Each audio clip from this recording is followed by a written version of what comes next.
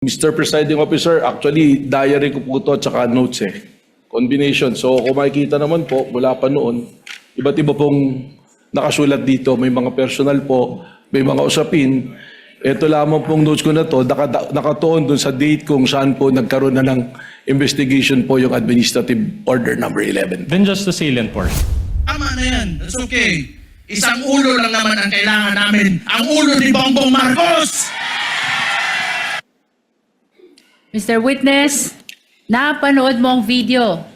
Ano ang kaugnayan ng video na ito sa insidente ng Rage Coalition na tinukoy mo kanina? Yan po yung aking tinutukoy na video.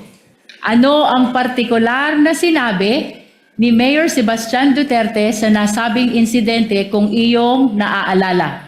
Sinabi po niya na isang ulo lang naman ang kailangan namin, ang ulo ni Bongbong Marcos. Mr. Witness, ano ang kahalagahan ng insidenteng ito sa Rage Coalition sa investigasyon na ginagawa ng Special Task Force kaugnay ng banta ng Vice Presidente sa buhay ng Presidente? Objection, Your Honor. Up to now, the prosecution has not established the relevance of these incidents to the matter at hand, Your Honor. Your Honor, I'm We're in the objecting on the basis process. of irrelevance, Your Honor. I'm in the process of establishing the relevance already, Your Honor. Counsel, kindly do so as best you can with the shortest possible time. I will allow it.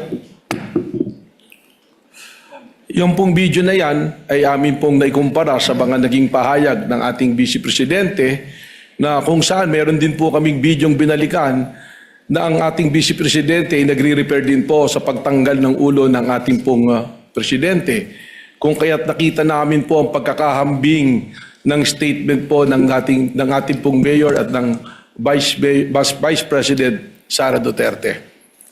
Mr. Witness, binanggit mo ang isang insidente kung saan sinabi ng Vice Presidente gusto tanggalin ang ulo ng Presidente.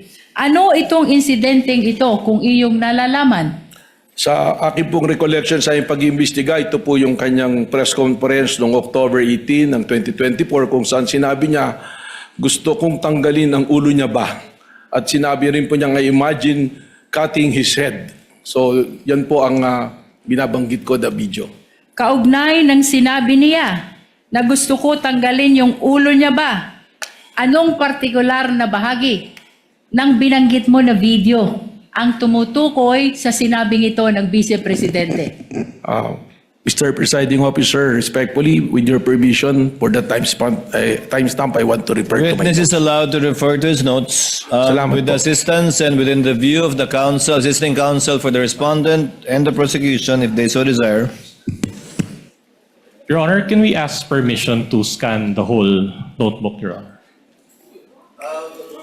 Or at least the salient portions of the notebook, Your Honor. To look at it, to scan it, to see that if baka may mga nakasulat na iba dyan na wala nang kinalaman. Just to confirm that it is indeed his notes with respect. What is the book you are referring to or notebook you are referring to, Attorney Matibag? Mr. Presiding Officer, actually, diary ko po ito at saka notes eh. Combination. So kung makikita naman po, mula pa noon, iba't iba pong nakasulat dito. May mga personal po, may mga usapin.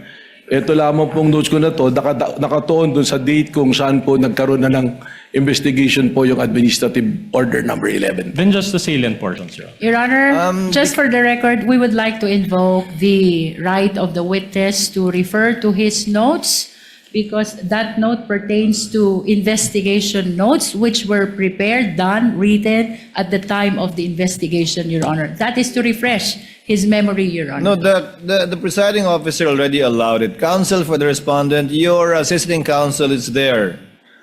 Without necessarily scanning the whole notebook, which might contain other confidential or perhaps personal information, he may observe what the witness is referring to, and you may make your observations known to the record should he observe something out of the ordinary. Witness may answer.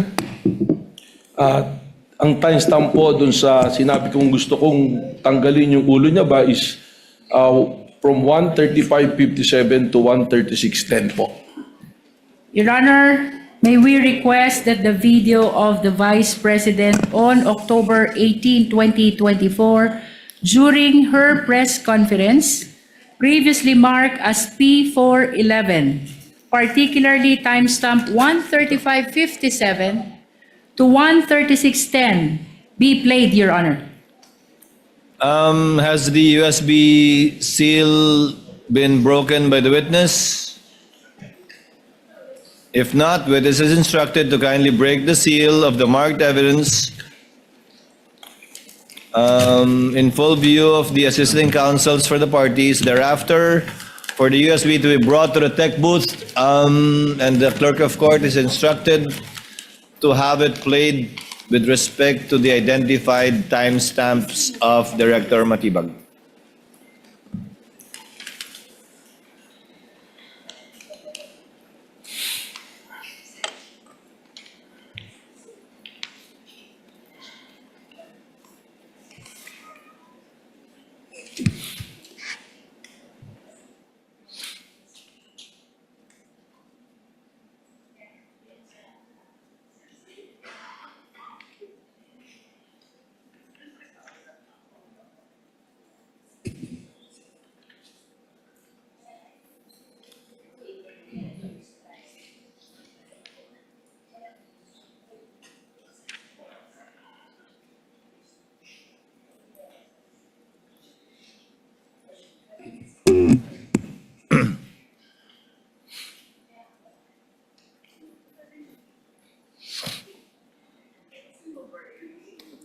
Gusto ko tanggalin yung ulo niya ba?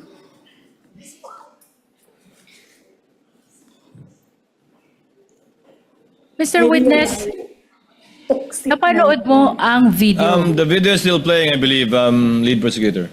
Unless you want it cut already. Okay. Yung timestamp. It may be cut, Your Honor. I'm sorry? Do you It may want? be cut, Your Honor. Okay. The timestamp is only 135:57 to 136:10. Mr. Witness, napanood mo ang video? Ano ang kaugnayan nito sa insidenteng tinukoy mo kanina kung saan sinabi ng Vice Presidente, gusto kong tanggalin ang ulo niya ba? That is the same video that I was referring to. Kanina, Mr. Witness, binanggit mo din na may sinabi ang Vice Presidente, I imagine myself cutting his head. Anong partikular na bahagi naman ng video na iyong tinukoy ang tumutukoy sa sinabing ito ng Vice Presidente kung iyong nalalaman? Again, Mr. Presiding Officer may be allowed to look for the Witness may do so. Thank you po. Timestamp 136:52 po to timestamp 136:58. Your Honor, may we request that the same video be played, particularly timestamp 136:52 to 136:58. Pertaining to the same exhibit, counsel. Yes, Your Honor. Same exhibit P411. Tech is instructed through the clerk of court to kindly play the video. myself cutting his head. Mr. Witness, napanood mo ang video. Ano ang kaugnayan nito sa insidenteng tinukoy mo kanina kung saan sinabi ng Vice Presidente, I imagine myself cutting his head. Yan din po yung video ang aking tinutukoy.